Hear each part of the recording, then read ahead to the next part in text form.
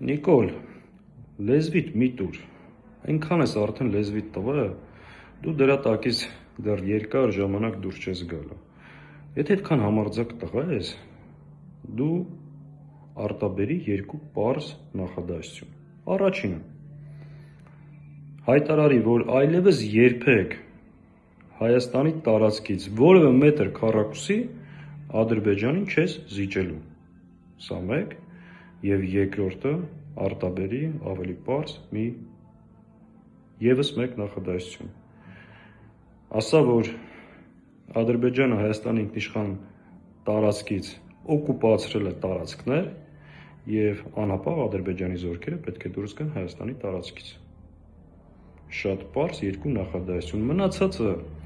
այդ լեզվիդ տալով, մեծ խոսելով, եթե այդքան համարձակ տղա ես, շատ պարզ պատասխան այդ երկու հարցերին։